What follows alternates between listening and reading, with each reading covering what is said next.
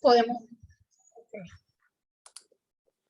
Bien, muchísimas gracias por estar aquí, bienvenidas, bienvenidos a este espacio, a esta conversación. Yo insisto en llamarla conversación porque así fue como decidimos llamarla, Conversaciones Diversas, que es parte de unas actividades, unos foros en línea que estamos haciendo, es parte de un proyecto que estamos llevando a cabo que se llama Inclusión Social de las Personas LGBTI en Venezuela, que estamos llevando a cabo entre dos organizaciones, Stop VIH y Unión Afirmativa de Venezuela, que es la organización que yo coordino. Y esta vez, bueno, decidimos hacerlo dentro del marco de una celebración que ocurre cada 26 de abril desde el año 2008, que es el Día de la Visibilidad Lésbica. El Día de la Visibilidad Lésbica se viene celebrando desde el año 2008. Probablemente en otros países comenzó antes y no lo sabíamos, pero desde que en el 2008, por iniciativa de la Federación Española LGBT, se propuso, bueno, crear esta fecha y comenzar a hacer actividades que de alguna manera visibilicen las realidades de las mujeres lesbianas. Posteriormente, yo he escrito desde el 2015, he publicado algún escrito relacionado con la fecha. Y en la última que hice hablaba de, bueno, cómo se ha ido extendiendo y ya, por ejemplo, si bien el 26 de abril inició en España, en Argentina también se celebra un Día de la Visibilidad Lésbica, que es el 7 de marzo. En Brasil se celebra el 29 de agosto. Y más recientemente, una agrupación paraguaya estableció el 16 de septiembre como la fecha en la que ellas celebran el Día de la Visibilidad Lésbica. En Venezuela no tenemos una fecha, pero bueno, nos hemos plegado a esta celebración que ahora se conoce como el Día Internacional de la Visibilidad Lésbica, que nació en España y se celebra cada 26 de abril. Así que por eso estamos aquí y esta vez tenemos la fortuna de contar con Mabel Cuesta, que nos va a hablar con una presentación titulada Queering the Revolution. Las mujeres lesbianas y su cuerpo frente a la revolución cubana, ¿cierto, Mabel? Exacto, Mabel Cuesta, sí, es poeta, narradora, ensayista y profesora de lengua y literatura hispano-caribeñas en la Universidad de Houston, en Estados Unidos. Así que yo estoy de verdad muy curiosa por esta presentación que nos va a compartir Mabel. Y luego, bueno, vamos a conversar y a comentar de lo que ella nos cuente. Así que, Mabel, el espacio es todo tuyo. Bienvenida y muchas gracias por estar con nosotros. Bueno, muchísimas gracias, Quiteria, por esta invitación. Gracias a todos los que están. Veo caras o por lo menos nombres de colegas y amigas a las que respeto muchísimo. Está por ahí mi colega Mónica Simal, la escritora Gladys Coro, de quien voy a hablar. Claire, que es una estudiante irlandesa que está trabajando Cuba y lesbianas en Cuba. Entonces, y bueno, los demás que no conozco, pues muchísimas gracias por llegar. Mira, miren, yo la idea que tengo, porque tenemos solo 20 minutos para presentar y luego otra media hora para conversar. La idea que tengo pues es hacer una especie de repaso de cuál ha sido el lugar que las mujeres en general han tenido dentro de la revolución para luego derivar, aterrizar en ese cuerpo de la mujer lesbiana que ha estado, como el resto probablemente del mundo, no solo del hemisferio, ha estado invisibilizado y ha ido, ¿verdad?, ganando espacios de representación, pero siempre dentro del contexto de la revolución. ¿Qué quiero decir con esto? Quiero decir que si el ser lesbiana y el producir un saber lésbico es un acto de resistencia en cualquier lugar, pues hacerlo desde el contexto de un régimen que no admite, digamos, que no admitía, ya no puede no admitirlo. Bueno, a nivel retórico probablemente sigue sin admitirlo, pero a nivel de la realidad factual ha sido imposible ya seguir negando la presencia de grupos, ¿no? Y de voces y de digamos, de psicosexualidades, psicosocialidades que siempre han estado ahí y que no pueden seguir negando. Pero como decía, sí hubo algo que caracterizó la Revolución Cubana, fue una especie de borramiento de, digamos, de aquellos elementos que hacen particulares a las personas. La revolución tenía un gran objetivo, noble por otra parte, que era el de borrar la diferencia de clases, ¿verdad? Es una revolución que intenta, en realidad es una revolución burguesa, pero se viste de una revolución proletaria, democrática, que intenta que los pobres no lo sean más. Y para hacerlo, pues va olvidando, ¿no? Que no es lo mismo ser pobre y blanco, que ser pobre y negro, que ser pobre y homosexual, que ser pobre, homosexual y negro, ¿verdad? Todas estas cosas que va dejando fuera de ese discurso central, pues van, digamos, van condicionando marginalidades, ¿no? Aun cuando no era quizás su objetivo. Entonces yo quiero historiar un poco cuál fue el lugar de las mujeres muy brevemente antes de la revolución, que es de 1959, y después, y de ahí pues caer un poco en lo que está pasando con las mujeres lesbianas, digamos, igual en los últimos 30 años después de la caída del muro de Berlín, que trajo otras caídas. Ahora sí voy a compartir mi pantalla.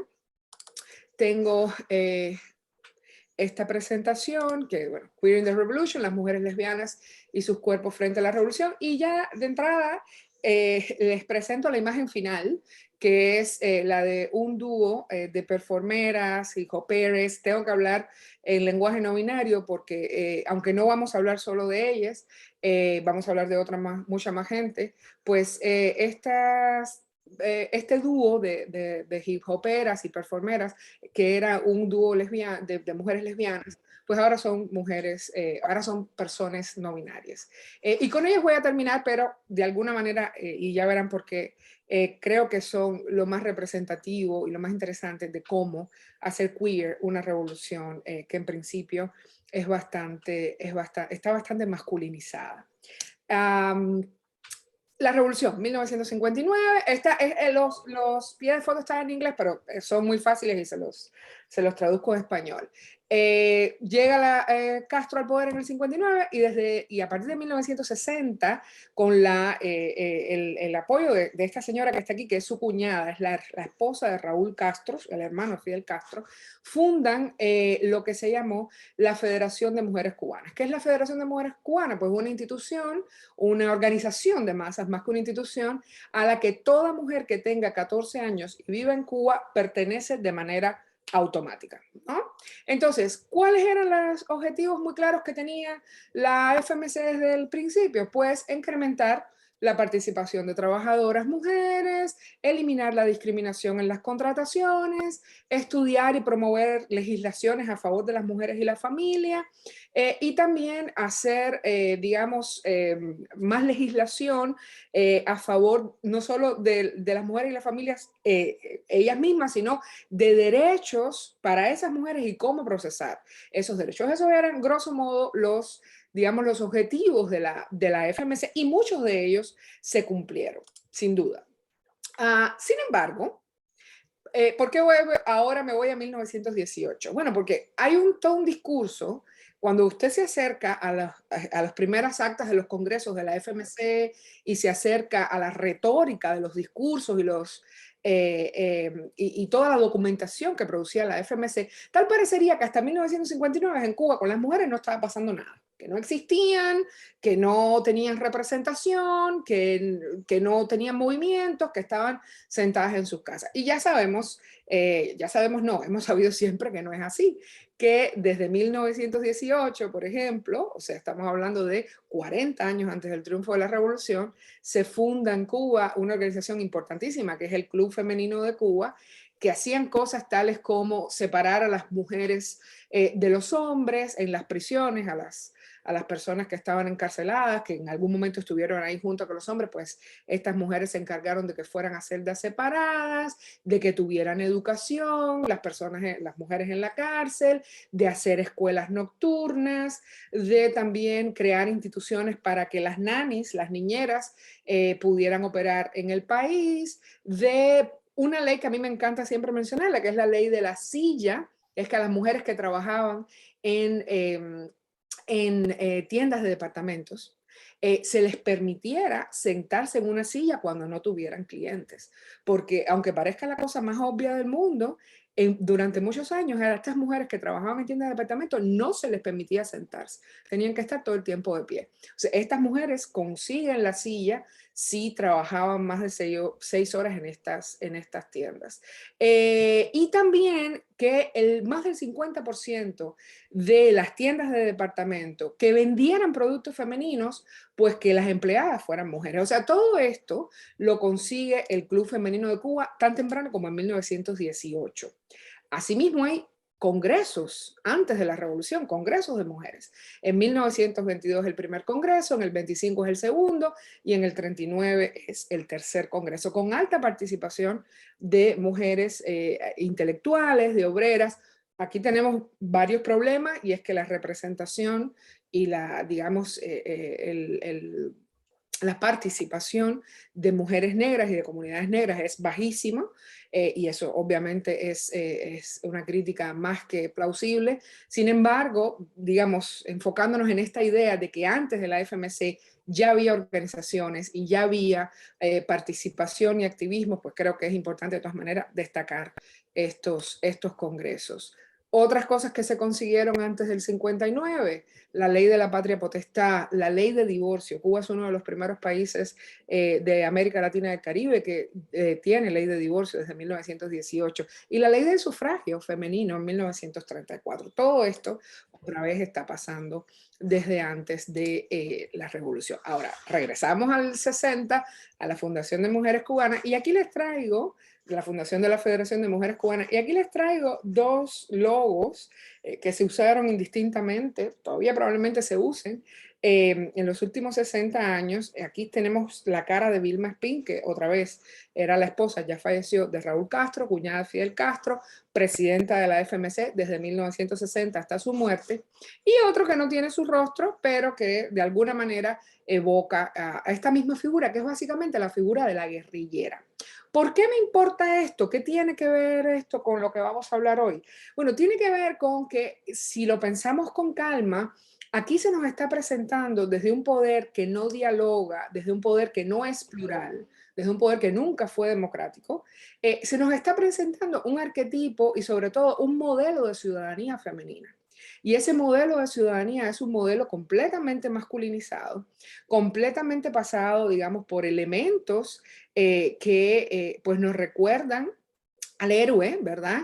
Al guerrillero héroe, el fusil, la boina, el traje militar. Sin embargo, en este segundo ícono, en este segundo monograma, que además las mujeres llevaban en el brazo, vemos que se le adjudica no solo, digamos, esta participación civil, militar en la vida pública de la nación a la nueva mujer dentro de la revolución, sino que se le recuerda que todavía tiene que cumplir con su estatus quo, que es obviamente el de la maternidad. Entonces, como ven, hay como una especie de disfuncionalidad original, ¿verdad?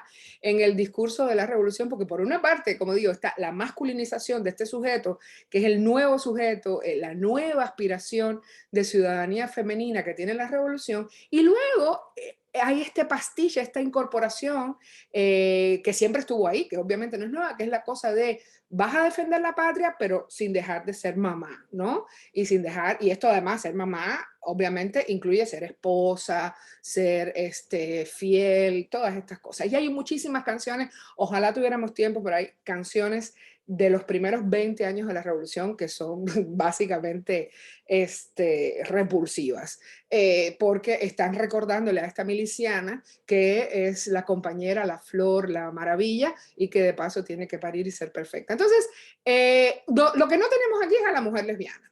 No, ni lo vamos a tener, obviamente, en ninguna parte todavía. A nivel de representación simbólica no están en ninguna parte. Las representaciones, las formas, estas son distintas imágenes a través de la historia de Vilma, ¿no? La presidenta, en el cañaveral, miliciana, con Fidel, llama señora, y en distintos momentos de su juventud. Lo que no vamos a tener, obviamente, es a la mujer lesbiana, porque la mujer lesbiana viene para acá. ¿Qué es esto? La UMAP, las unidades militares de ayuda a la producción. Estos fueron básicamente campos de concentración, donde quedaron relegados, o donde fueron enviados personas religiosas, personas contrarias al dogma, a la ideología de la revolución y que lo expresaban, y homosexuales. Y dentro de esos grupos de homosexuales, obviamente, mujeres homosexuales, ¿no? Entonces, fíjense lo pronto, la revolución llega al poder y sus, digamos, y sus representantes en 1959 y ya para 1965 ha creado campos de concentración donde queden alienados, marginados, demonizados, todos aquellos cuerpos que no respondan a esta ideología, ¿no? Y a estas prácticas. ¿Qué es la práctica? Y por eso pido vincular un poco todo lo que diré en adelante con esos dos iconitos que les presenté de la miliciana, de la federada, de las miembros, de las mujeres miembros de la Federación de Mujeres Cubanas. Todo, en términos de mujeres, todo lo que no pase por ahí, pues va a estar condenado aquí, ¿no? Entonces, la FMC versus la UMAP. Es el Che Guevara versus la UMAP, ¿verdad? Porque esto además tiene mucho que ver con esta idea del hombre nuevo que implanta el Che Guevara, y es un hombre obviamente, ni siquiera puede ser la mujer nueva, solo el hombre nuevo que no admite fisuras y que no admite debilidades tales como la homosexualidad. Entonces, perdón porque aquí se saltaron un par de slides. Ahora vamos a hacer así como 30 años, ¡pum! Y vamos a caer en cuando desaparece Berlín 1989 y 1991 que desaparece la Unión Soviética. Lo hago por el tiempo. Obviamente en esos veintitantos años que hay en medio pasan muchas cosas. Pasa Mariel, ¿verdad? Por ejemplo, que es un éxodo importantísimo, una crisis migratoria como la que tenemos ahora, donde un grupo de 125.000 cubanos salen del país, algunos por voluntad propia y otros expulsados, y dentro de esos expulsados, porque son considerados lumpens y son considerados gusanos, literalmente, hay un alto número, no puedo decir exactamente el número, sé que son 125.000 los migrantes de Mariel, los exiliados de Mariel, pero no puedo decir el número, pero es muy alto, de homosexuales y obviamente de mujeres lesbianas. Esto pasa en 1980.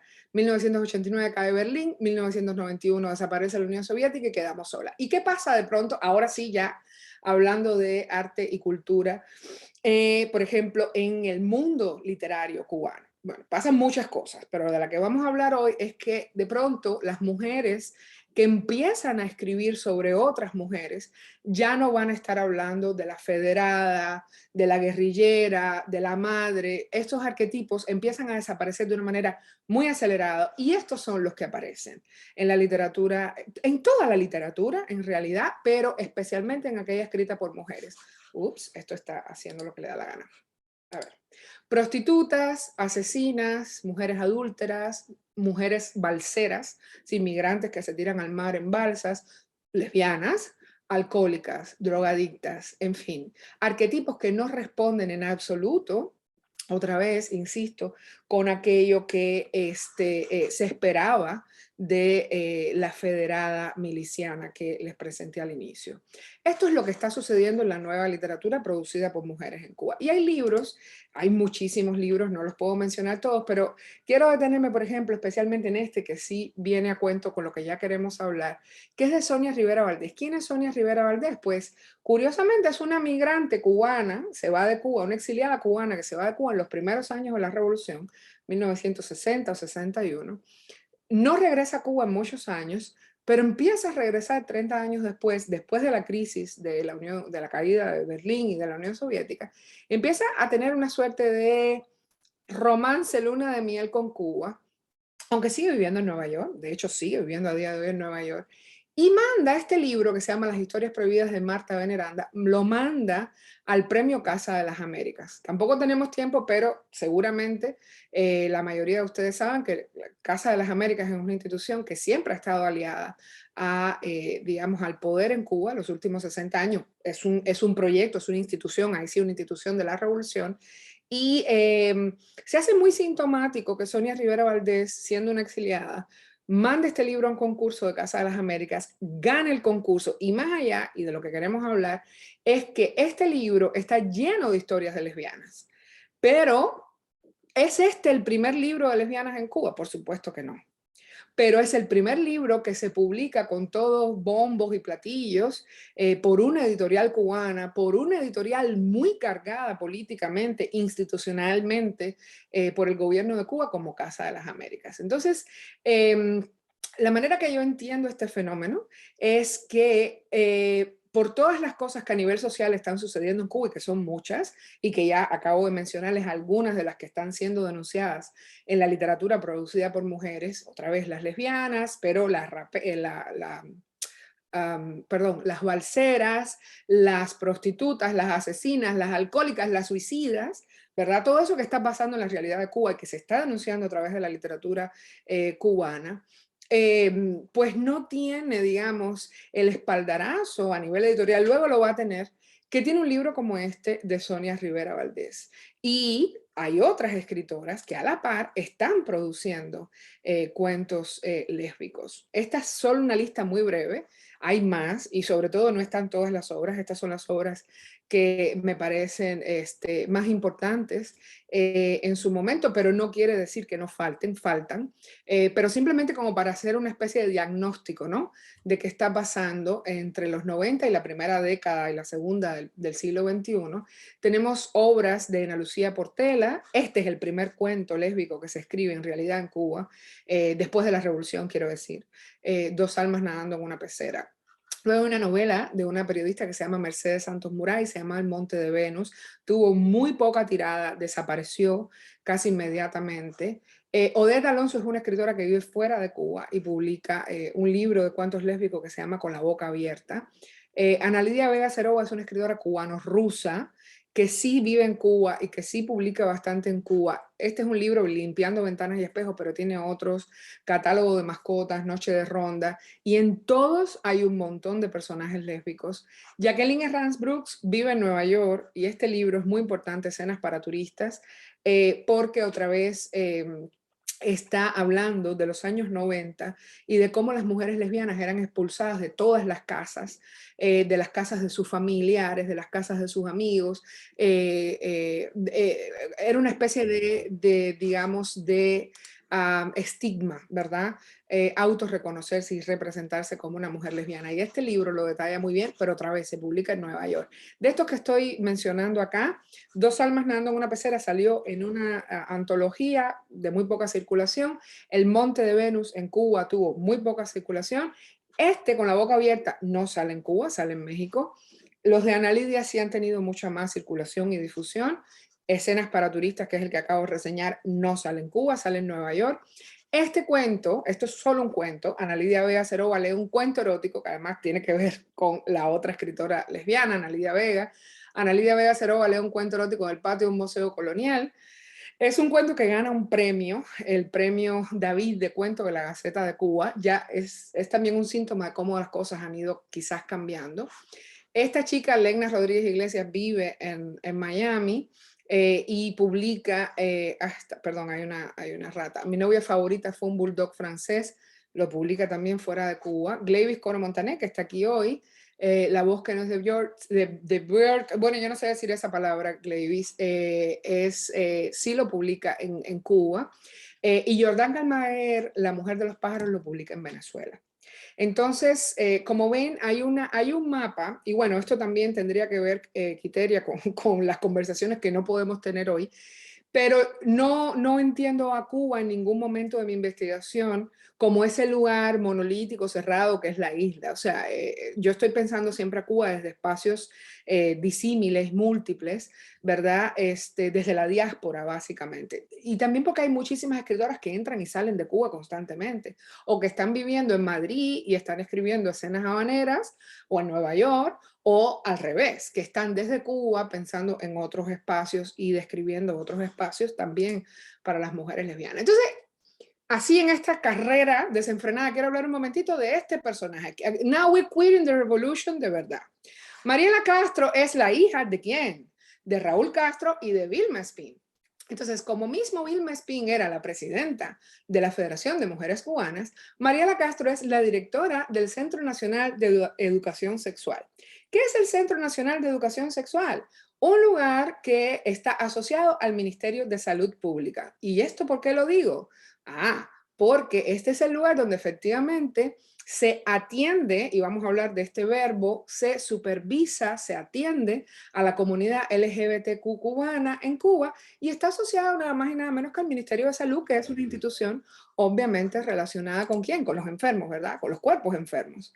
Entonces, la hija de el señor que inventa la UMAP, los campos de concentración, con la hija de la señora que inventa cómo tiene que ser la nueva mujer cubana, ¿verdad? La del bebé y el fusil, es la cara pública en los últimos 20 años, yo diría, porque no es que empezó, esto es un parade, un desfile del 2008, pero esto empezó bastante antes, de la comunidad LGBTQ cubana en Cuba, y no es, por cierto, ella no es parte de la comunidad, ella solo dirige la comunidad. Esto es complicadísimo, ¿verdad? Porque por una parte, efectivamente, han conseguido ciertos avances, como algunas cirugías de reasignación de género, como impulsar, de una manera muy contradictoria, pero impulsar el matrimonio igualitario, que todavía no tenemos, la adopción de parejas la adopción de niños por parte de parejas del mismo sexo, que tampoco tenemos. Pero digamos que el CNSEX, este centro para estudiar a los enfermitos homosexuales, ha impulsado estas demandas, ¿verdad?, de la comunidad, pero solo para aquellos que están de acuerdo con su agenda. En otras palabras, esta es una institución que viene a normalizar a la comunidad LGBTQ cubana, a exportar una imagen completamente asociada a la revolución. En otras palabras, si tú eres un crítico, un desertor de la revolución, no estarás asociado al CNSEX, no te harán una cirugía de reasignación de género. ¿Me explico? Entonces, esta señora, como digo, ha sido la cara pública, ha sido quien ha hecho el mejor marketing de los avances de la revolución de cara a la comunidad LGBTQ, y además ha hecho un ejercicio muy interesante de borramiento de la historia de esa comunidad. Cómo esas persecuciones de los años 60, 70 y 80, cómo esos campos de concentración, cómo ese éxodo por Mariel, no tuvo nada que ver ni con sus padres, ni con su tío, ni con los dirigentes de la revolución, sino con incomprensiones sociales, culturales para la comunidad. Esta señora ha sido la vocera de ese ejercicio que, como ya podrán notar por los sarcasmos que estoy usando, es bastante, o por lo menos personalmente me parece bastante irritante. Esto, por ejemplo, es un artículo de una investigadora cubana que vive, perdón, no cubana, puertorriqueña, Frances Negrón Montaner, trabaja en Columbia University y ha trabajado muy bien el fenómeno Mariela Castro, porque es un fenómeno realmente. Estos son citas de Frances, no soy yo. Dice Mariela, dice Frances: dentro y fuera de Cuba, el trabajo de Castro Espín a menudo ha sido reconocido como una defensa radical de los homosexuales, travestis y personas transgénero. Sin embargo, una lectura más detallada revela que su discurso pro-homosexual está marcado por lo que podemos llamar un maternalismo o autoritarismo materno. Básicamente es el mismo fenómeno que ha heredado de toda su familia. Esto es bastante claro en sus declaraciones a los medios de prensa y televisión, en donde Castro Spin expresa las necesidades de los travestis en términos muy similares a los comúnmente utilizados por las madres al referirse a los niños o adolescentes. Por ejemplo, no se trata de permitirles socializar libremente y determinar por sí mismos cómo quieren o no que se les represente políticamente. Más bien, como sugiere Castro Spin en un video producido por CNSX titulado Sexualidad, un derecho a la vida, los travestis deben ser atendidos, escuchados y sobre todo entendidos. Entonces es este discurso muy ñoño, ¿verdad? De cómo hay que tratar a la comunidad, de cómo hay que tratar a los travestis, de cómo son unos incomprendidos, sin mencionar otra vez la historia de esta comunidad, los desafíos de esta comunidad y todavía la falta de derechos a día de hoy que tiene esta comunidad. Ahora, esto también es así como rapidísimo, donde se nota muy, digamos, de manera muy elocuente que las cosas han estado cambiando desde espacios de resistencia, desde espacios de producción cultural. Yo creo que hay tres lugares. Uno es la literatura, que ya se los presenté muy brevemente, hay mucho más, como decía. El otro es el cine, que es el que les voy a comentar ahora muy rápido. Y el tercero y último sería la música, la producción no solo de canciones y textos que recogen, digamos, las experiencias, las sensibilidades, las demandas de la comunidad LGBTQ, sino también desde los videos, la manera, no solo los textos, sino la producción de videos, o sea, la narrativa visual de bastantes videos, cada vez más van recogiendo, como decía, las historias en general de la comunidad LGBT y en particular de las mujeres lesbianas. Esto básicamente sobre las mujeres. Estos son algunos filmes y cortos. Leo y Julita, un filme maravilloso, sin ninguna difusión. Yo lo vi porque la directora tuvo la gentileza de darme el original. No se puso nunca en cines, no se pasó por ninguna parte. Pero ahí está, existe. Se llama Leo y Julita. No lo busquen, no lo van a encontrar. La tarea de Milagros Farfán, sí, es un docudrama que produjo una estudiante peruana de la Escuela de Cine de La Habana, donde básicamente presenta a una familia lesbiana con una niña. Y cómo esa niña no sabe articular en la escuela que tiene dos mamás. Entonces es un docudrama, es un documental que tiene elementos dramatizados, pero muy poquito, y está muy bien. Pero otra vez lo hizo una peruana en la escuela de cine, ¿no? Esta cosa así de esto es algo transitorio, es un ejercicio escolar. Iris, que presenta un tema, este sí es un corto de ficción, un tema muy interesante que es el tema de la maternidad lésbica, ¿verdad? Porque no hay derechos de reproducción asistida en Cuba, no existen, ni para las mujeres lesbianas, ni para mujeres solteras, ¿verdad? Que quieran básicamente inseminarse, no existen derechos de reproducción asistida en Cuba, este corto lo trata. Estado Civil Unidas es un corto delicioso, estos menos Leo y Julita, creo que todo lo demás sí lo pueden encontrar en internet, en YouTube y tal. Estado Civil Unidas es un corto precioso, dura como 3 minutos, de dos señoras muy grandes ya, que van a hacer un trámite y cuando les pregunta cuál es su estado civil dice que están unidas. Por supuesto no pueden estar casadas porque no existe matrimonio igualitario en Cuba. La trucha de Luis Ernesto Doñas es un corto de ficción rarísimo, pero delicioso a la vez, donde hay todo un juego con el ballet y el teatro y una señora que es como tramoyista que trabaja en los vestuarios y está enamorada de una bailarina, pero nunca se lo dice. Estoy trabajando en esto porque todavía no consigo decodificar muy bien cuál es el mensaje de la trucha, porque está bien weird, está bien raro, pero interesante, porque hay cuerpos lésbicos ahí. Porque lloran mis amigas es una película, es un largometraje, no es muy bueno, pero son 4 amigas que se reúnen después de muchos años. Y entonces una de ellas es lesbiana y son mujeres de 50 y tantos años y decide decírselo a sus amigas de infancia ese día, pero no es el centro de la trama. Cada amiga tiene una trama distinta y peculiar, pero está bien presentado. Y Insumisas de Fernando Pérez creo que es el largometraje más, digamos, mejor conseguido, mejor recibido por la crítica y también mejor difundido porque Fernando Pérez es un director muy aclamado, muy conocido en Cuba, es una especie de institución, su cine es del mejor cine que se hace, la verdad, tanto dentro como fuera de Cuba, aunque él está dentro. Y esta historia Insumisas es una historia de arqueología. ¿Por qué digo que es una historia de arqueología? Porque rescata la figura de una doctora suiza, bueno, de una chica que era doctora, pero para hacerse doctora, se llama Enriqueta Favés, se tuvo que vestir de hombre en Francia y viaja a Cuba ya con una identidad masculina, una identidad de hombre y ejerce como médico en el oriente. Es una historia real en el oriente del país y llega a casarse con una cubana hasta que se descubre que es una persona travestida, aunque tendría una identidad transexual, y le condenan y le expulsan del país.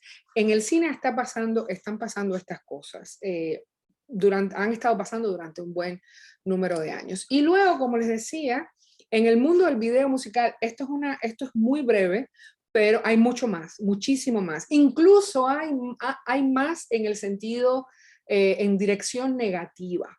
Hay una serie de videos, estos son los positivos, pero hay una serie de videos que han sido producidos por reggaetoneros donde usan los cuerpos de las mujeres lesbianas en plan, bueno, por supuesto, desde la mirada masculina hipersexualizada, rayando en lo pornográfico, bueno, lo que hemos visto toda la vida, hay de ese grupo y hay otro grupo que es de videos de los reggaetoneros que es bien, quiero decir una mala palabra, no sé si puedo, pero voy a decir acojonante porque es para dar lecciones de lo malo, o sea, tiene un fin didáctico y hasta medio religioso de lo malísimo que es ser lesbiana, puedes terminar muerta. He escrito un artículo sobre ese tema, sobre estos moralizantes, didácticos, espantosos, pero están estos otros. Albita Rodríguez es una cantante de música campesina, un fenómeno interesantísimo, porque los campesinos son, o por lo menos fueron durante el siglo XX, personas bastante conservadoras, blancas en su mayoría, etc. Y Albita Rodríguez es un fenómeno porque es una mujer muy masculinizada, obviamente lesbiana, de una voz muy fuerte, de una presencia muy fuerte, y los campesinos la aman. Y es una voz espléndida dentro del mundo de la música campesina. Ella se exilia en 1992-93 y en el 95 produce este video, se llama No se parece a nada, que es una salida de closet total, es delicioso, está en YouTube, váyanlo a ver. Está vestida de hombre, está todo el tiempo jugando con su sexualidad, en fin, es un boom. Y luego tenemos estos otros, Lua María Evia, es que de cada uno tengo mucho que decir. Es también una cantante cubana lesbiana, todo el mundo sabe que es lesbiana, pero ella sí no habla de eso. Es este tipo de lesbiana que está muy en silencio la mayor parte del tiempo. Sin embargo, su obra habla por ella. Y de todo lo que ha producido, que tiene, digamos, este feeling, este imaginario lésbico, este video que se llama La Habana en febrero es muy interesante porque es muy elocuente. Son dos chicas a la orilla del mar, con las manos tomadas, besándose, queriéndose, en fin, y al parecer una desaparece. Tiene sentido que así sea porque se sabe, estas son las cosas que es muy difícil establecerlas desde la investigación, pero son básicamente Vox Populi. Se sabe que la primera compañera de Lua María Evia, que era una poeta muy reconocida, murió en un accidente en una bicicleta. Entonces, este video, La Habana en febrero, es una especie de canto triste a esa muerte, a la muerte de su compañera. Y es muy explícito y está muy bien. Este es una delicia, Gemma Corredera cantando a Marta Valdés en un tema que se llama Sin ir más lejos. Es una delicia porque Marta Valdés es una compositora y cantante históricamente conocida como lesbiana, pero históricamente conocida por su silencio también. Y en este video, Gemma Corredera, que es una cantante mucho más joven, le hace un homenaje a Marta Valdés y toda la narrativa del video es completamente lésbico. Hay elementos de una bufanda de colores como la bandera LGBTQ, hay caricias entre mujeres y hay una imagen hermosa que sale un montón de mujeres habaneras casi todas muy conocidas, artistas, abogadas, escritoras, y en el medio está Marta Valdés. O sea, es una especie de homenaje. La canción es de Marta Valdés, pero es un homenaje no solo a la obra de Marta Valdés, sino a la sexualidad y a todo ese silencio por el que fue condenada Marta Valdés. Porque no solo quiso la señora hacer silencio, es que es una señora grande y en los 70 y los 80 no podía hablar de su sexualidad aunque quisiera. Entonces, este video es muy interesante en este sentido. Ahora, Ocán es un dúo de chicas cubanas, negras, bellas, que viven en Canadá, y este video, Espiral, es también una delicia porque no solo es también muy obvio en toda la dinámica, sino que ellas están casadas, viven en Canadá, se sabe, están completamente públicamente out, y en el video hacen toda esta narrativa de la sexualidad lésbica a través de las diosas del panteón afrocubano, especialmente Ochun y Yemayá. Entonces, este video también lo recomiendo mucho porque es celebratorio, es laudatorio, es una delicia. Ahora, Les Crudex Cubensi, que es con lo que quiero terminar la parte de la exposición. Como dije, empezaron como dos mujeres lesbianas en 1996, ahora son no binarias, ahora si entiendo bien, no me citen porque tendría que corroborarlo, pero creo que que es Odaimar Cuesta, se hizo cirugía de reasignación, o por lo menos se hizo, ¿cómo se llama esto? Cuando nos quitamos los pechos.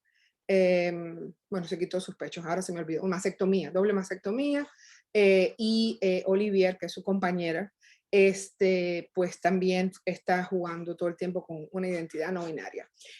¿Qué me interesa a mí de este dúo?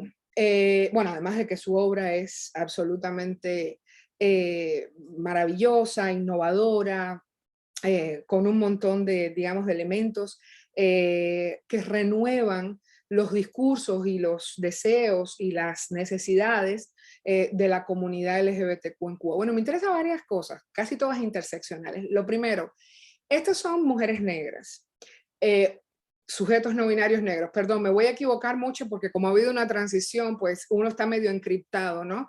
Encriptada. Sujetos no binarios negres, pobres y sobre todo fluctuantes en el sentido migratorio. Vivían en Cuba, producían su trabajo en Cuba, pero se vienen a Estados Unidos, se instalan primero por Los Ángeles, luego en Austin, pero siguen yendo y viniendo de Cuba y produciendo sus videos dentro de Cuba, algunos en Estados Unidos, pero algunos en Cuba. Entonces, como ven, son dos personas que están todo el tiempo acumulando significaciones y están también, y es el título de la charla y es la idea que propongo, están haciendo versiones muy radicales de lo que sería el concepto de revolución, ¿verdad? They are queering the revolution porque ninguno de los estatutos que la revolución propone, que era básicamente reivindicar a los pobres, reivindicar a las personas negras y, digamos, imaginariamente, porque nunca se escribió y nunca lo pusieron en práctica, no marginar a nadie, pues ellas prueban que la revolución fracasó, ¿verdad? En todos esos aspectos, por una parte. Y por otra parte, sus temas, especialmente hay dos temas que yo trabajo bastante, no tenemos tiempo para hacerlo ahora, pero este que se llama Mi cuerpo es mío y otro que se llama En el solar. A ver, perdón. Bueno, esta es una cita de Mi cuerpo es mío, que además usan las dos lenguas todo el tiempo. Whose bodies, our bodies, whose rights, our rights, cuerpos de quienes, de nosotros, derechos de quienes, de nosotros, decisiones de quienes, de nosotros, Crudas Cubensi, one more time, representing women and queer people's choices.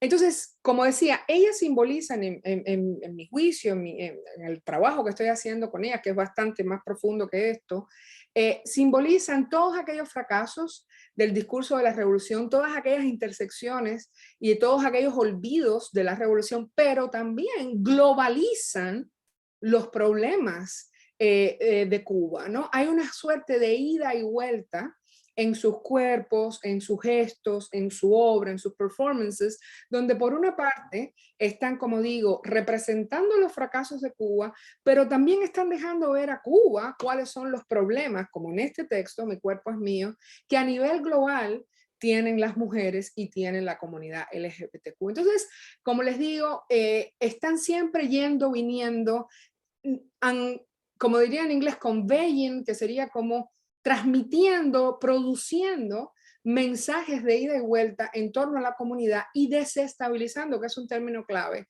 todo aquello que la revolución propone y que no consigue. Entonces, bueno, creo que vale muchísimo la pena que se acerquen, que las vean. Hasta aquí la ponencia. Ahora sé que he dado mucho machete, como decimos en cubano, pero ha sido por el tiempo y de hecho creo que me robé mucho tiempo. Pero si tenemos para conversar, yo feliz de escucharlos y de que me pregunten. Tranquila, Mabel. Muchísimas gracias por esa presentación. Yo creo que nos has dejado muchísimo material. Yo mientras te escuchaba iba como, como conteniendo mis ganas de interrumpirte y hacerte preguntas o comentarios, ¿no? Pero me parece riquísimo y yo agradezco mucho poder conocer a través de ti parte de la cultura lésbica cubana, ¿no? Que me encanta cuando dices que no está exclusivamente limitada a las islas, sino que va por, bueno, todos esos cubanos que han salido y que desde fuera, desde donde se encuentran, siguen cantando y escribiendo y hablando sobre su país. Y yo creo que desde ese punto de vista también eran muchos los momentos en que hacía ese paralelismo con la realidad venezolana hoy en día, ¿no? Muchos venezolanos que andan hoy por el mundo y que siguen haciendo cosas sobre Venezuela y que siguen hablando Venezuela y que siguen representando Venezuela. Y me dejas como mucha tarea de buscar esa música, de buscar la literatura y de buscar las películas para verlas y bueno, entenderlas y también disfrutarlas, esa visibilización lésbica. Y hay unas cosas, yo no sé si hay alguna pregunta por allí, pero yo sí tenía como unas curiosidades. No tengo, y ahí tengo que reconocer, no tengo conocimiento de organizaciones lésbicas lideradas por mujeres lesbianas en Cuba. ¿Tú conoces alguna? ¿Tienes algún Sí. conocimiento? Sí. Sí, en los últimos años, y probablemente es algo que también podemos, digamos, darle las gracias. Me cuesta mucho decir dar las gracias por esto, pero en fin, podemos decir que la labor del CNSX ha tenido cierto impacto, porque sí, van apareciendo, sobre todo, en La Habana está el CNSX, pero van apareciendo en otras regiones de Cuba grupos de activistas lesbianas. Si me das tiempo, yo soy muy mala memoriosa. Yo quiero decir, no soy muy bien de recordar nombres y personas, pero después, si esto se queda grabado, yo puedo mandar los nombres de ciertos grupos. Sé seguro, por ahí está mi colega Sandra Álvarez, que es una activista afro-cubana y también, no sé si se fue, y también activista por los derechos LGBT en Cuba y las mujeres. Y no sé si Sandra recordará los nombres de algunos de estos grupos, pero sí, hay varios, sí sé, y como les digo, después se los puedo mandar, que hay varios grupos de activistas eminentemente lésbicos. Sé que hay uno en el oriente del país y sé que hay uno en Pinar del Río, que es la provincia más occidental. Luego, por ejemplo, en la región de la que soy yo, que se llama Matanzas, que es a 1 hora y algo de La Habana, hay un grupo que no es meramente lésbico, pero hay una conexión ahí lindísima que es, se llama Iglesia Metropolitana de la Comunidad de Matanzas. Ah, mira, aquí está diciendo Claire, Labris en Santa Clara, efectivamente, el grupo Labris en Santa Clara. Eso es lo bueno de tener colegas que estén trabajando cosas Gracias, similares. Claire. Gracias. En Matanzas hay un grupo que es un grupo asociado a una iglesia que es una iglesia, por supuesto, completamente, dentro del mundo de las iglesias, completamente demonizada, porque es una iglesia muy progresista, son protestantes y tienen una comunidad muy grande de mujeres lesbianas que además hacen un gran trabajo comunitario con los ancianos. Entonces, y por los derechos LGBTQ. Entonces, es un grupo religioso, se llama Iglesia de la Comunidad Metropolitana de Matanzas, pero además son lesbianas, pero además hacen trabajo comunitario con los ancianos y trabajan por los derechos LGBTQ. Y hay uno en Oriente, como digo, mira, aquí hay, mi colega Mónica está diciendo algo también. Perfecto, gracias Mónica. El primer grupo de mujeres lesbianas del país, las Isabelas, ese era el que quería recordar. Y debería, porque es el nombre de mi madre, Isabel. Las Isabelas data del año 2002 y surgió en Santiago de Cuba. Desde entonces se han creado 11 grupos de mujeres lesbianas y bisexuales en la isla: Oremí, La Habana, Fénix, Cienfuegos, Labris de Santa Clara, Caucubú, Trinidad, las Ateneas de Ciego de Ávila, Gladiadoras de Camagüey y Venus de Grama. Muchísimas gracias, Mónica. No conocía yo a muchos de esos grupos, de hecho, eso Mónica lo sacó de una publicación que se llama Cibercuba. Yo estoy trabajando la producción cultural, no tanto los activismos, pero por supuesto me interesan muchísimo los activismos. Claro, no era solo más una pregunta de curiosidad. Obviamente me gustaría conocerlas y conocer su trabajo. Por eso preguntaba, pero desde el punto de vista, mientras te escuchaba, era inevitable conectar con otras realidades, y es que de las investigaciones y las muchas lecturas que he hecho del surgimiento de organizaciones y grupos lésbicos, siempre han como iniciado desde la literatura, ¿no? Sobre todo la escritura de poesía, cuentos cortos, y así poco a poco era que se iba construyendo comunidad entre mujeres lesbianas. En muchísimos países tuvieron los mismos orígenes, ¿no? Y bueno, es como, me resulta curioso ver que también sucedió lo mismo, Sí. Sucede lo mismo en Cuba, ¿no? Absolutamente, con retraso, ¿verdad? Porque como te digo, hasta la caída del muro de Berlín y la desaparición de la Unión Soviética, lo voy a decir así, nada académicamente, lo voy a decir más a nivel calle, ¿no? Abrió la puerta, dio permiso para todas estas cosas que siempre estuvieron ahí. Por ejemplo, ser homosexual, por ejemplo, ser prostituta, por ejemplo, ser alcohólica, ¿no? Son cosas que siempre estuvieron ahí, pero que en este momento, con todo el, digamos, el descalabro social, aparecen en la palestra pública y los escritores ya no pueden dejar de escribir al respecto. No es que antes hubieran dejado de escribir, es que durante los 70, por ejemplo, hubo una gran persecución a los escritores que no hacían realismo socialista y que no alababan a la revolución. Básicamente tú podías escribirlo, pero no se publicaba. Entonces, a partir de los 90, esas cosas que siempre estuvieron y de las que siempre estuvieron los escritores escribiendo y pensando, de pronto sí se publican, de pronto sí entran a un debate que, bueno, yo escribí un libro sobre esto, es un debate muy interesante porque es un debate que se da en círculos de escritores y artistas, no es un debate que se esté dando en la televisión pública ni en la radio.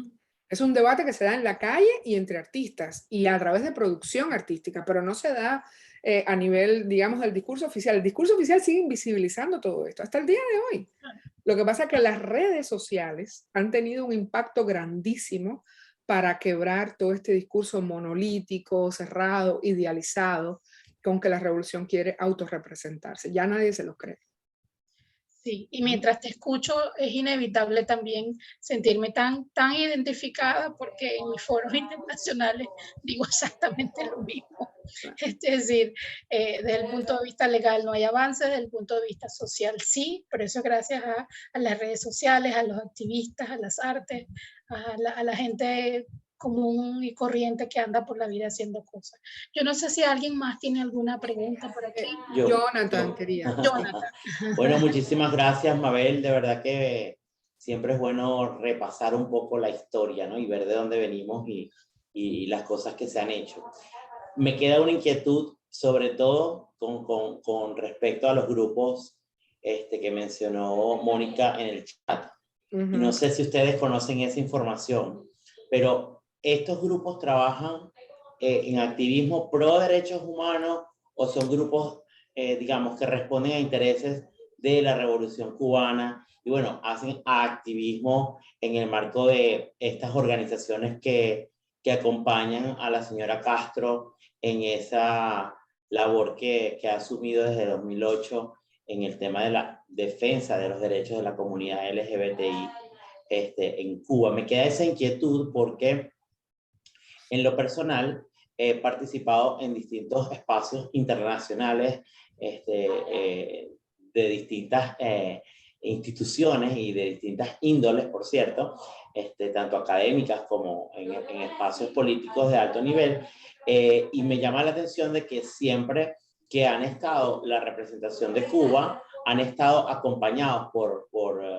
Mariela Castro y por otras ONG. Entonces, me llama la atención el que vemos aquí en esta cita al menos a 11 organizaciones o personas que trabajan en el tema de la defensa de la comunidad LGBTI, pero me queda esa duda, sobre todo porque nosotros en Venezuela tenemos una situación que no es muy distante de la de Cuba, ¿no? Entonces, hay algunos grupos que responden o simplemente hacen silencio, guardan silencio a algunas atrocidades, y bueno, aquí no sé cómo ha sido lo del tema del discurso de odio, en el discurso de Estado de odio en Cuba, pero aquí en Venezuela, y bueno, ustedes lo deben saber porque vienen siguiendo todo este movimiento histórico, el Estado ha, de alguna manera, creado una narrativa, un discurso de odio totalmente homofóbico, una homofobia de Estado que la llamamos a algunas personas. Entonces, bueno, esa es mi inquietud, si conocen, si estos grupos responden a los intereses del régimen de Cuba o si son independientes como nosotros que realmente queremos vivir en un país o en un mundo más inclusivo, sobre todo el reconocimiento de nuestros derechos. Muchísimas gracias. No, gracias a ti, Jonathan. Rápidamente te quiero decir que el discurso de odio estuvo muy vivo en los años 60, 70. Y no solo discurso, prácticas. A las personas las echaban de los trabajos por ser homosexuales. En el 80 se les expulsó del país muy rápido. Tú en el año 80, cuando llegó el éxodo de Mariel, que vino por una crisis, un grupo de cubanos se metió en la embajada de Perú, se plantaron allí y la solución que encontraron entre Carter y Castro fue abrir el puerto de Mariel y que se quisiera ir a esa gente que según Castro era las escorias, los lumpes, las personas que no. Y tú te querías ir, ¿sabes qué tenías que hacer? Aunque fuera mentira, ir a cualquier lugar donde estaban haciendo este censo de los que se querían marchar y decir que eras homosexual. Si tú decías que eras homosexual, en 24 horas estabas fuera del país, estabas puesto en un bote para Estados Unidos. Entonces, imagínate qué vivo y qué fuerte ese discurso de odio. A partir del CNSEX y el trabajo de Mariela para lavarle la carita al régimen, no hay un discurso de odio oficial. Al contrario, ahora mismo que se está luchando por un nuevo código de familia que incluiría el matrimonio igualitario y las adopciones de parejas del mismo sexo, la reproducción asistida para parejas del mismo sexo, etc., el CNSEX está a favor de este nuevo código de familia. Y hay todas unas campañas televisivas por la inclusión, etc. Eso para dejártelo así hasta donde te lo puedo contar yo. Estos grupos no los conozco bien, fíjate que me los tuvieron que recordar.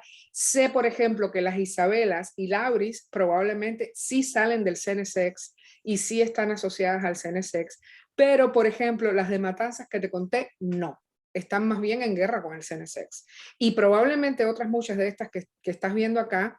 Y es una guerra digamos, muy legítima porque básicamente el CNSEX te exige poner en sintonía las demandas de la comunidad LGBTQ con una absoluta y acrítica, digamos, proyección revolucionaria a favor del gobierno. Entonces, no, estas personas no quieren transar, no quieren hacer esa negociación. O sea, tenemos que tener derechos para la comunidad LGBTQ al margen de la ideología. Es otra ideología, es la de género, si quieres, pero no tiene que estar en sintonía con esta ideología de la revolución. Entonces, quiero decir, pero no me cites porque no los conozco a profundidad, que muchos de estos grupos no están en sintonía con el CNSEX. Y claro, corazón, si no están en sintonía con el CNSEX, jamás Mariela se los va a llevar de paseo.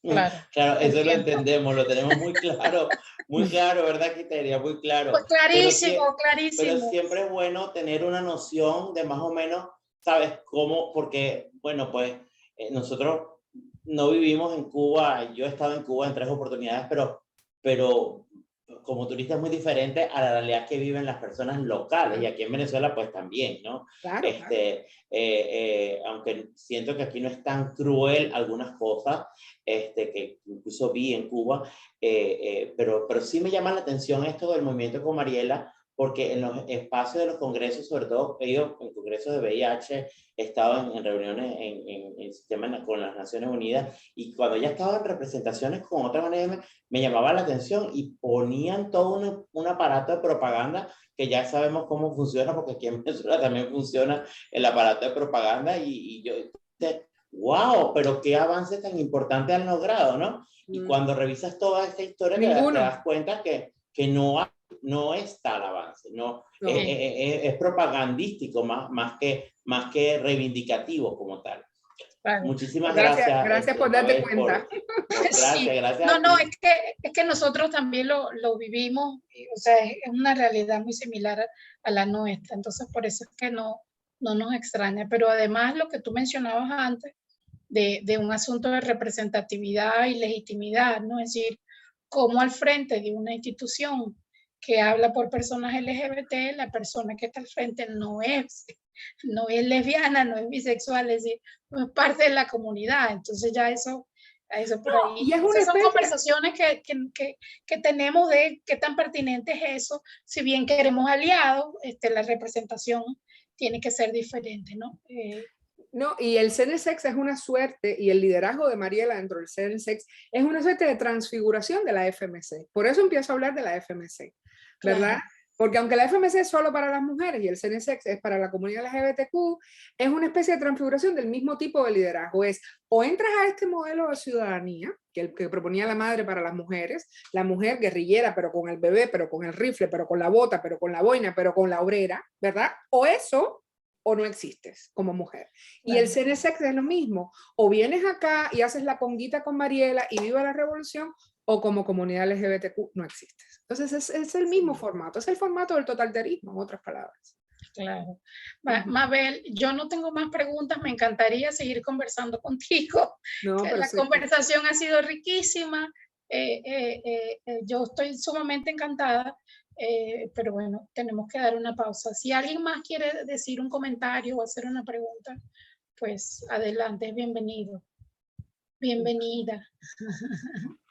Bueno, pues yo quiero dar las gracias. Claire, ¿tú querías decir algo?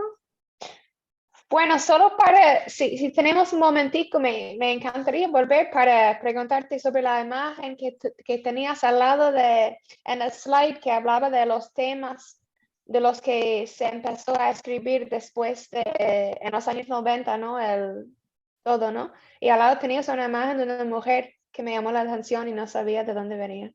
Es la obra de un artista de esos años, de los años 90, que básicamente está representando a esta mujer cubana como Eva, porque se está comiendo la manzana, pero es la manzana de esto. A mí me gusta esa imagen, a pesar de que puede que sea compleja, pero me gusta esa imagen porque esa manzana son los saberes prohibidos, como para Eva, pero los saberes prohibidos ahora son, tenemos mujeres que se suicidan, tenemos mujeres prostitutas, tenemos mujeres lesbianas, asesinas, que se tiran al mar.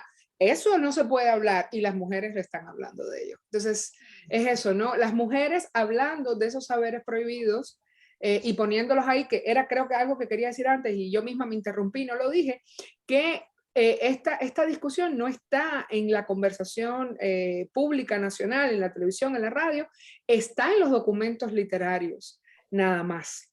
Entonces, por eso, a mí me importa mucho leer la obra de los años 90 y los primeros 10 años del siglo XXI como documentos, aunque sean malísimos, no importa, o sea, aunque sean malísimos como literatura, quiero decir, pongo el ejemplo clásico, La nada cotidiana de Zoe Valdés. A mí Zoe Valdés me parece una escritora espantosa, pero La nada cotidiana es un documento importante, porque muestra muy claramente cómo eran los años 90 para la gente que vivía en La Habana, digamos, ¿no?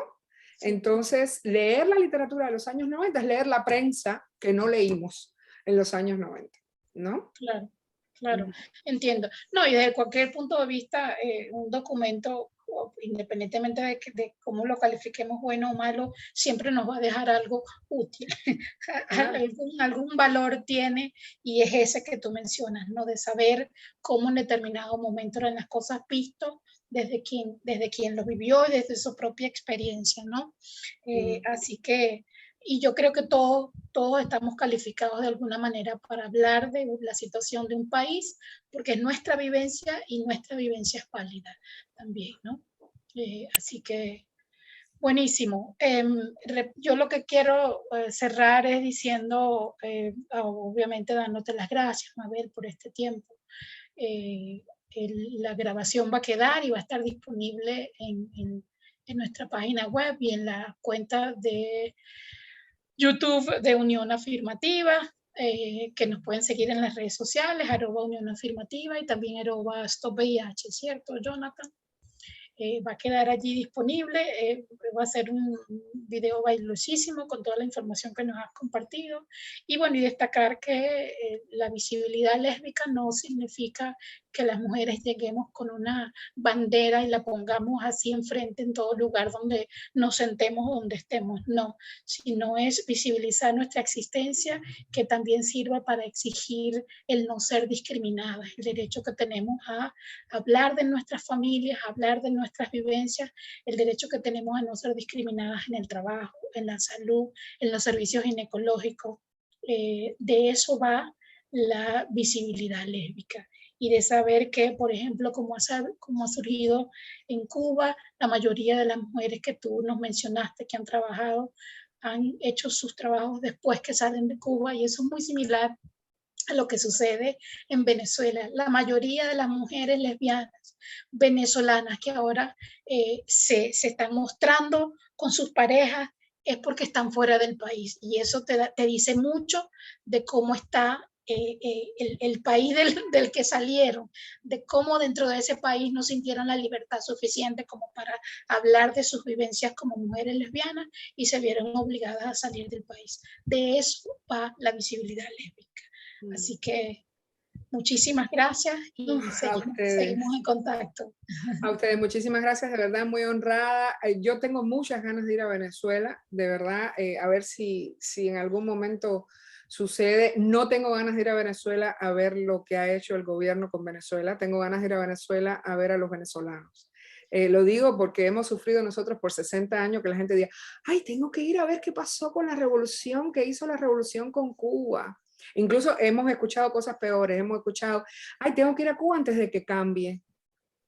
Porque cuando cambie para bien, va a ser malo para nosotros. Ya no tenemos el parque temático del socialismo. Entonces, yo no quiero ir a Venezuela a ver el parque temático del chavismo, quiero ver a los venezolanos. Pero bueno. Bueno, aquí ya nos tienes a nosotros, sí, a la orden, y eres bienvenida aquí en Venezuela. Yo estoy en Caracas, Jonathan está en Margarita, así que ya tienes bienvenida dos ciudades. Cuando quieras. Gracias, muy amable, muy amable. ¿Tú eres ciudadana americana? Sí, puedo ir, ¿verdad?